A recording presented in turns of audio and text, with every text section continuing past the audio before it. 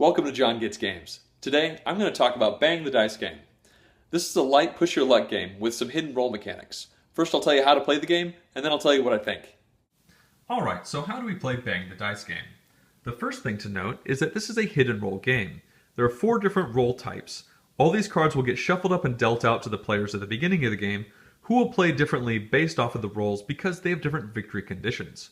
The sheriff and the deputies will win collectively if at the end of the game all renegades and outlaws are dead. The renegades will win by themselves if at the end of the game everyone else is dead, so a renegade might have to kill another renegade in order to win.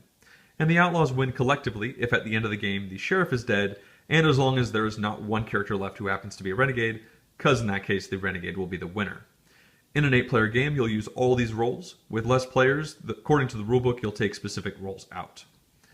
The sheriff starts the game with 2 extra health, which is denoted by bullets over here. And the sheriff player will actually reveal that they are the sheriff at the beginning of the game, while all other players will keep their rolls face down. So everyone knows who the sheriff is, but all the other rolls are a mystery at the beginning. Alright, let's look at the dice. We have 5 different dice in this game. They're all identical, and there are 6 different icon types. Each die has one of each of these icon types on them. We have dynamite, arrows, a 1-range bang, a 2-range bang, Gatling gun, and beer. On your turn, you're going to be rolling the dice up to 3 times, and you can choose to not roll specific dice and roll others and pull some of those back, and based off of the icons, they do different things. So let's go over them. The dynamite, if you ever roll any dynamite, you are forced to lock it out. It's not going to actually do anything good for you, you can't keep rolling that die for the rest of your turn. If you ever happen to roll 3 dynamite, then your turn ends right then. You're going to take 1 damage, so you can lose a damage from your character and put them over here, and you'll get to evaluate the rest of your dice, but 3 dynamites means your turn is over. Every time an arrow is rolled, you're going to draw an arrow from the arrow stack and put it next to your character down here. This isn't bad right now, but it will be bad later. This actually includes rolling arrows in the middle of your turn. You can re-roll an arrow, and if you get another arrow, you're going to have to draw another arrow token. Arrow tokens don't do anything until the last arrow token is drawn from the stack, at which point every person takes all of their arrows, puts them back in the stack, and takes 1 damage per arrow that they have to put back. So it's damage that's coming to you later.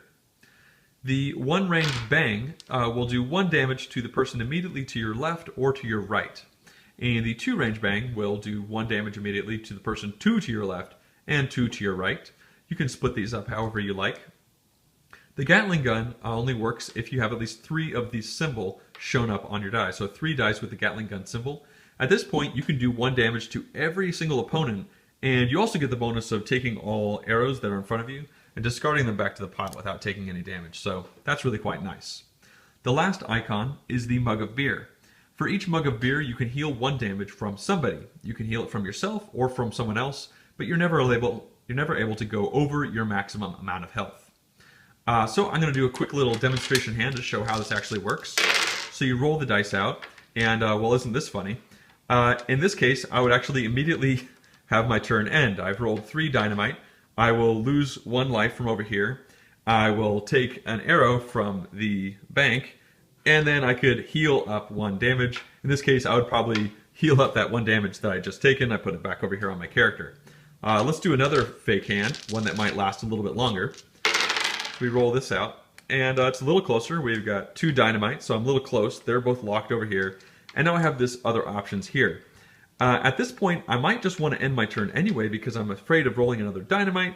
But if I did that, I would heal once and be able to do 2 damage to someone, either 1 damage to 1 person, 2 to my left or 2 to my right. This Gatling does nothing for me. Let's pretend like I'm pushing my luck a little bit because this is a push your luck game. And I roll again. Alright, at this point, I rolled the same icon again, and now I've got an arrow, so I take an arrow from the bank, and I put it in front of my character, and I'm like, well, I can roll 1 more time. You can roll 3 times. What are the odds I get another arrow? At this point, I kind of want to heal, so maybe you'll roll again, and wow, super explode. So in this case, I would lose a life, and my turn is over, but oh, I still get to heal 1 life back. So that's kind of how turns go. You have certain die values that kind of force some things on you and other ones that give you some semblance of control. Alright, so I'd also like to talk about these character cards that we have over here. At the beginning of the game, each player is going to get one of these randomly, and they tell everyone two things. You put them face up in front of you. They tell you the amount of health that you have for the game, and you can never going to go over that. So this guy right here has 9 health. And down here, we have one ability that's going to affect that character for the rest of the game. In this instance, this character right here will never take damage from opponent's Gatling guns. This guy up here can reroll dynamite, and this guy up here can get an extra reroll, so 4 times. There are 16 different characters in the game, so a relatively good variety. Some of them are more situational than others. So players keep taking turns, doing damage, healing, and relatively soon we're going to start to find that players are starting to die.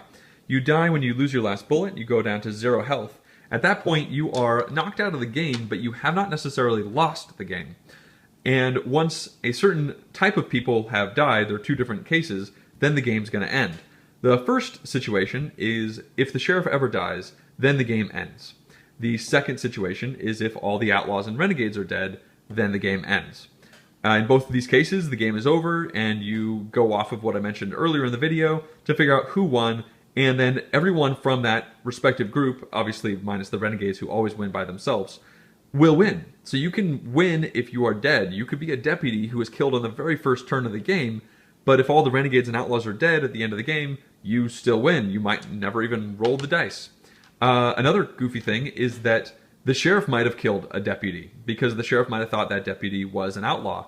So since this is a hidden roles game, you are trying to figure out who everyone else is, minus the sheriff, of course, and the sheriff is really trying to figure out who the heck their deputies are. And this allows a little bit of deception and deduction to come into play. For instance, an outlaw might use a beer to heal the sheriff early game, trying to make the sheriff think that they are actually a deputy. And in that case, maybe the sheriff then shoots someone who actually is a deputy thinking they're an outlaw because they thought this person was a deputy. That kind of stuff. You try to deduce based off of how people use these dice, also how they re-roll, what dice they keep and what dice they don't keep could definitely be telling as to what their plans really are. And that's definitely one aspect of the game. Alright, at this point, I'm going to jump over and tell you what I think about the game. Normally in my reviews, I start with the things I like, go to the things that might be problems, then end with issues I have with the game. I'm going to do it a little differently for Bang the Dice game. I'm going to go through some different mechanics and basically explain why I don't think they worked out very well for this game and why this game didn't end up working well for my group. The first thing that I wanted to mention is the individual player powers. I love individual player powers. The idea of having something that no one else does for the whole game is really cool. Unfortunately, several of them, for instance, this guy down here, which I showed before, they're just kind of lame, never losing life points to the Gatling gun. Well, I have no control over whether or not someone else shoots me with the Gatling gun. It happens on someone else's turn, and it doesn't happen that often anyway, so this guy's power almost never really happens. Sure, he's got an extra life point, but at the end of the day, that's not like an interesting thing you get to do. Some of them are really cool. I showed this guy as well who gets to reroll dynamite, and that's a big, breaking the rules kind of thing that's fun, but I don't know, it just seemed like some of them were really lame and some of them were really cool. They were not balanced for coolness very well. We ended up dealing out 2 cards to everybody and letting people choose, and lo and behold, cards like this guy just never got picked, which is kind of unfortunate, and it sort of makes that 16 characters feel like a lot less when you actually look at the ones that you want to play. Going into the actual how the game plays, the big issue that I have with this game is that it's too short. I know that sounds kind of crazy. The idea of Bang the Dice game is that it's a shorter version of the card game, and the card game can drag on really long. I've played the card game many times, and that's why I was really interested to play this game, why I bought it, because I wanted a shorter Bang game that also had the interesting decisions that you might have had in the prior one. Unfortunately, this one just overshoots the mark, in my opinion, and becomes too short to the point where any potential meaningful decisions are kind of erased by the fact that the game is over before it begins.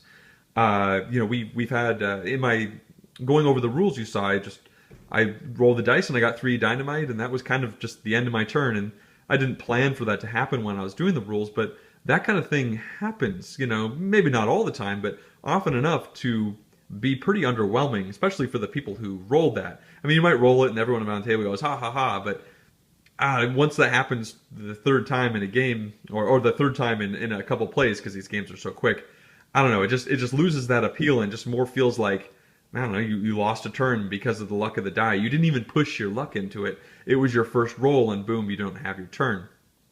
And I think that's a combination of problems. One, there's almost too much offense and not enough defense, and also I think that the life points are too low to really get something going. The idea of having hidden rolls is that you're trying to deduce who is what and who is lying and all that kind of stuff. But we've had games where people die. They take one turn. We had one game where a guy never took a single turn. He got hit for like 4 points of damage from bang dice from previous turns, and then he rolled 4 arrows that maxed out the supply, and boom, he was dead. He never got to evaluate the dice. And the game only lasts 15 to 20 minutes, so I guess he wasn't sitting around for very long. But it was uninteresting for him, and over time it just seemed like things got uninteresting for everyone as we played this game. And that really is because just damage is flying all over the place, and you're dying so fast. If you don't die in your second turn, I'm pretty much guarantee you're down to 1 or 2 health. And at that point, you're not thinking about the interesting ideas of re-rolling these kind of things and, oh, who is what. You're just like, how do I survive? Do I try and re-roll for more beer? Well, beer is only one side of these 6, and 2 out of the 6 sides on this, so 1/3 of the potential outcomes are really bad for you. The dynamite, okay, it doesn't hurt you until you get 3 of them, but it's a dead turn. And then these arrows, they really stack up. And I get the idea of the mechanic for the arrows. I like the idea behind it, that it's a disincentive to keep rolling. Maybe your turn is good enough, because if you roll again, you might get some more arrows. And that would be okay if you had more life. It just seems like you have so little life that you kind of can't re-roll as often as you want to. The people who push their luck always seem to fail. And, pushing your luck is fine, but you want the average outcome of pushing your luck to be fun, to be interesting. And it seemed like rarely there was like a whoa turn.